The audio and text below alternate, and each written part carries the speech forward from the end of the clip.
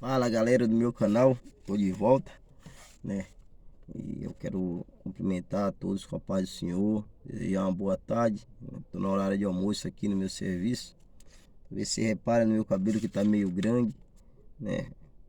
É eu mesmo que tô deixando, que depois quero cortar e fazer um cortezinho legal, porque eu comecei a cortar meu cabelo e daí um tempo tava tentando fazer uns cortes, andava certo, daí sempre tinha que passar a zero e cortar, né? A zero. Vou deixando crescer e juntando dinheiro também para ir no barbeiro, né? Que o corte de cabelo tá caro, né, meus irmãos? Eu quero ler um texto que está em Lucas, capítulo de número 16 e o versículo de número 19. Uma meditação aqui pra gente. Ora, havia certo homem rico que se vestia de purpura e de linho finíssimo e que todos os dias se regalava esplendidamente. Havia também certo mendigo chamado Lázaro, coberto de chagas, que jazia à porta daquele, e desejava alimentar-se das migalhas que caíam da mesa do rico, e até os cães vinham lamber-lhes as úlceras. Amém. Eu quero parar essa leitura aqui. Eu quero aqui falar acerca de alguns ensinamentos que esse texto nos mostra, né? A verdade é que Jesus está pregando aqui, Jesus está anunciando esta parábola a fim de trazer à realidade algumas coisas para algumas pessoas. E dentre esse grupo de pessoas haviam religiosos da época, saduceus, fariseus, havia escribas, havia ali algumas pessoas de posses, mas também havia pessoas ali pobres, pessoas sofridas.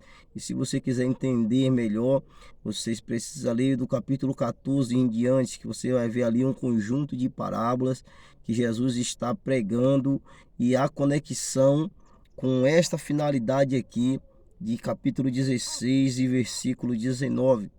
Mas é verdade que esse capítulo 16 e esse versículo 19 a seguir vai nos dar algumas lições, dentre elas que nem sempre a nossa realidade será como nós sonhamos, será como nós idealizamos, nem sempre.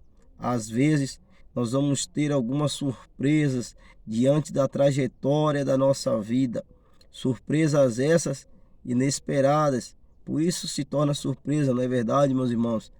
E aqui nós podemos ver que este homem chamado Lázaro, a qual Jesus fala nesta parábola, ele tem surpresas na sua vida, na sua realidade. E lhe acontece coisas inesperadas. Por exemplo, ele perde. A perca faz parte da nossa realidade. O texto aqui é claro em dizer que este homem perdeu. Ele perdeu o convívio com a sua família. Este homem aqui perdeu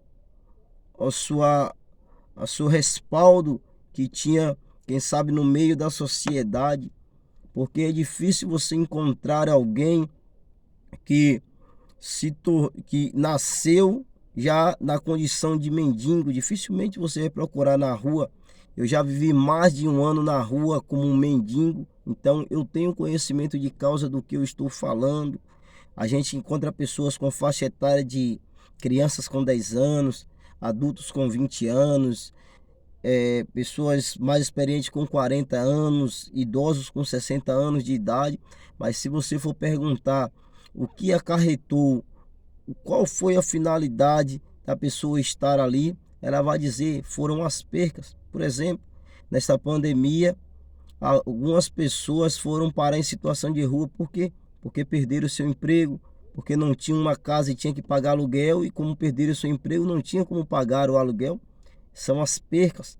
As percas, meus irmãos, elas trazem danos de alta proporção para a nossa vida. Agora me escute, esse homem aqui, ele perde também a sua saúde, e talvez seja essa a causa de ele viver como mendigo e a sua única companhia ser os cachorros que lambiam as suas feridas, a sua saúde.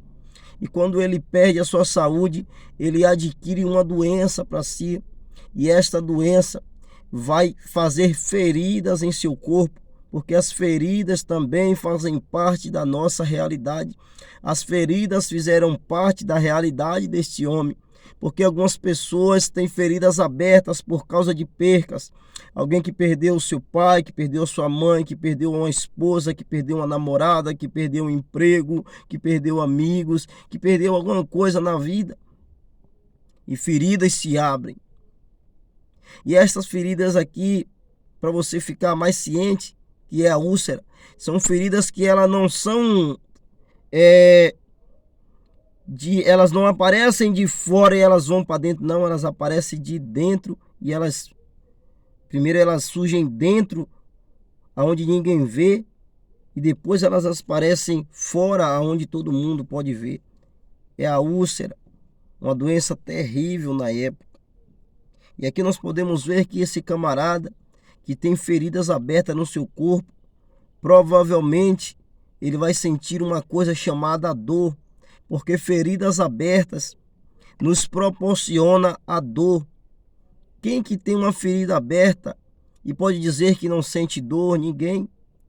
Para a pessoa não sentir mais dor, aquela ferida tem que estar cicatrizada. Mas este homem não tem feridas cicatrizadas, ele tem feridas abertas. E ele sente dor. E essa dor leva este homem a sofrer. E esse sofrimento leva esse homem a chorar, porque as lágrimas também fazem parte da nossa realidade. Ele chora, ele sofre, ele sente dor com as percas.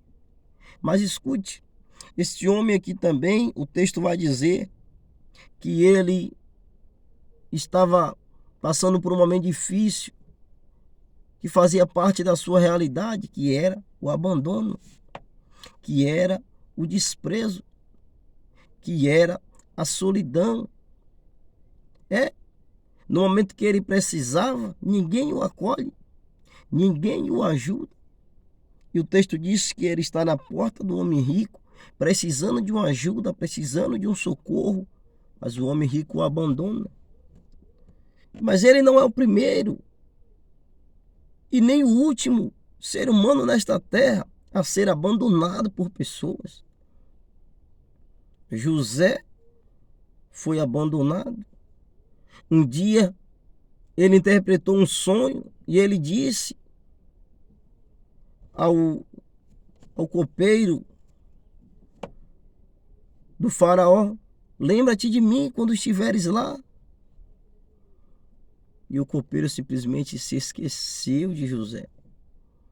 Ele abandonou a José. E isso acontece, meus irmãos. Acontece. Na trajetória da nossa vida irá acontecer. Talvez você vai esperar algo de alguém e no momento que você mais estiver precisando, alguém vai te abandonar.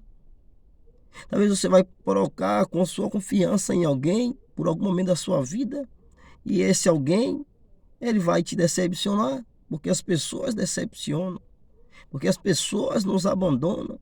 Mas Jesus não nos abandona. Não, não, não. Jesus, ele disse para aqueles que creem nele, para aqueles que buscam a ele, para aqueles que estão nele, ele disse: eis que estarei convosco até a consumação dos séculos. Foi ele quem falou, não é eu que estou falando. Na verdade, eu estou falando só parafraseando aquilo que ele disse. Mas escute, tem mais outra coisa aqui que faz parte da realidade de Lázaro e faz parte da minha e da sua realidade, que é a morte. E a morte, ela vem e antes dela atingir alguém, ela traz sobre esta pessoa a angústia. Ela traz sobre esta pessoa a aflição. Ela traz sobre esta pessoa o medo. Ela faz nos sentir perdedores. Ela faz nos sentir dores, chorar, sofrer, nos sentir abandonados. Pergunte para um jovem, um adolescente, uma moça com a sua idade de 12 anos, 11 anos, 10 anos, 13 anos, que perdeu seu pai, ou que perdeu a sua mãe, ou que perderam os dois. Como se sente? Não é fácil. Mas eu não quero aqui também falar somente sobre morte física, mas eu quero falar também sobre pessoas que já não têm mais esperança. Pessoas que estão vivos, mas vivem como mortos, porque a sua esperança morreu, porque a sua alegria morreu. Porque um dia já teve um coração cheio de amor, transbordante de amor, mas este amor morreu. E é difícil alguém que vive sem esperança chegar em algum lugar. É difícil. E às vezes algumas pessoas criticam para alguém que mora na rua. Por que essa pessoa não consegue sair dessa situação? Porque a esperança dela morreu. Talvez você pergunte por que essa pessoa não sai dessa situação? É porque não tem mais expectativa. Morreu a esperança, acabou a expectativa.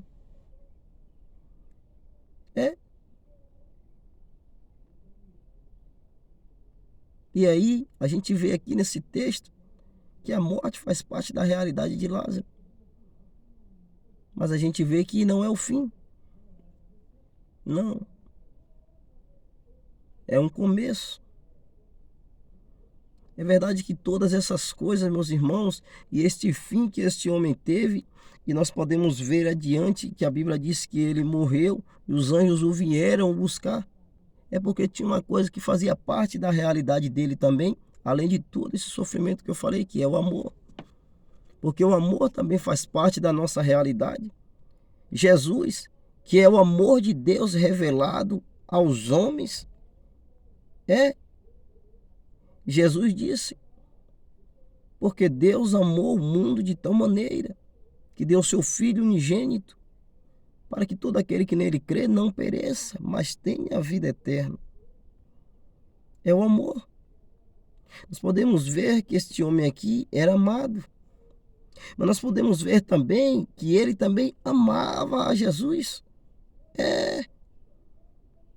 Porque pelo menos tinha que haver dois requisitos, porque quando nós lemos o capítulo 22, se não me falha a memória,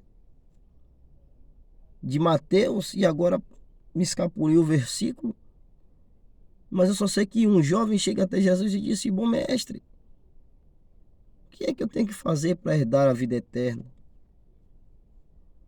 Jesus disse bem assim, olha, você só tem que cumprir os mandamentos, e o resumo de todos esses mandamentos são esses: amarás ao teu Deus acima de todas as coisas e amarás o teu próximo como a ti mesmo. Toda essa situação que ele passou não o fez dele odiar Deus, querer colocar a culpa das suas dificuldades, das suas aflições, das suas percas em Jesus. Não. Às vezes a gente, por algum motivo, ainda que não dizemos, Jesus é o culpado, mas com as nossas ações, nós falamos tais coisas com as nossas ações, porque às vezes não dá uma coisa certa. E se a gente é crente, a gente fica com dúvida. Se a gente tinha um ministério, a gente logo abandona. Meus irmãos. Mas ele não, Lázaro não. Adorava a Deus, independente da situação que ele estava. Amava ao Senhor, mesmo com as suas percas. Amava ao Senhor, mesmo com as suas dores. Amava ao Senhor, mesmo com todo o sofrimento que passava. Amava ao Senhor, mesmo com toda a lágrima que derramava. Amava ao Senhor, mesmo com o abandono de muitas pessoas. E o interessante é que ele é abandonado, mas por ele amar ao próximo como a si mesmo, se alguém precisasse dele, ele estava ali para ajudar. E isso aqui é interessante.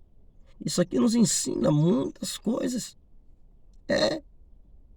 Porque ele era tão amado que no dia que ele fechou os seus olhos, o texto diz que os anjos foram buscar ele.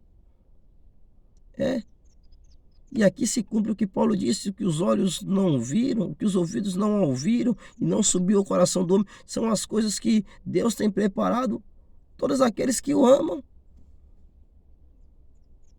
É aqui que se cumpre o que Paulo falou em Romanos, capítulo 8 e versículo 32, se não me falha a memória. Quem nos separará do amor de Cristo? Deixa eu conferir aqui.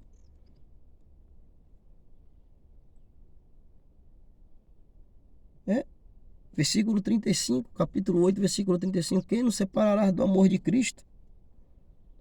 Aí ele fala, será tribulação, ou angústia, ou perseguição, ou fome, ou nudez, ou perigo, ou espada, como está escrito. Por amor de ti somos entregues à morte todo dia. Fomos considerados como ovelha para o matadouro. Mas Paulo tem uma convicção. Ele diz, em todas estas coisas, porém, somos mais que vencedores por meio daquele que nos amou.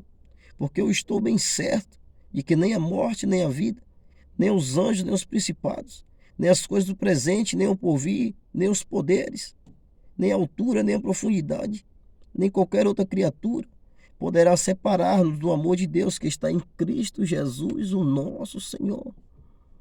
E talvez você está passando por todas essas dificuldades, e a mensagem que eu trago para você é: você é amado. E a verdade é que o amor de Cristo, Salomão falou, é tão forte como a morte.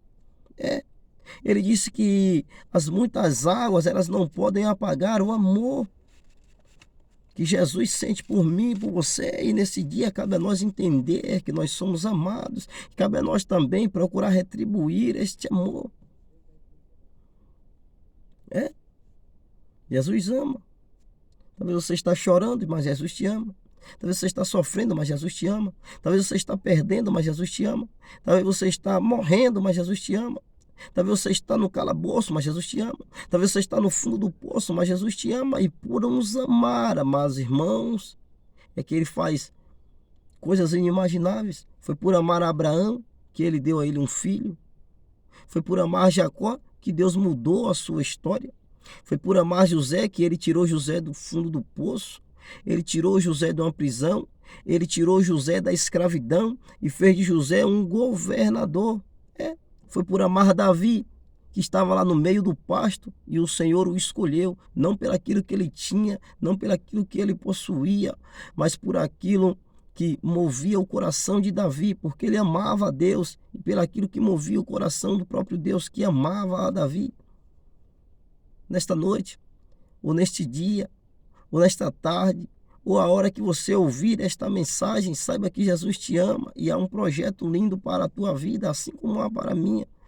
Talvez você diga, mas a minha situação é irreversível. Mas este amor pode te alcançar se você crer neste momento e tornar esta situação reversível. Na verdade, tornar um testemunho de vitória para você contar para outras pessoas.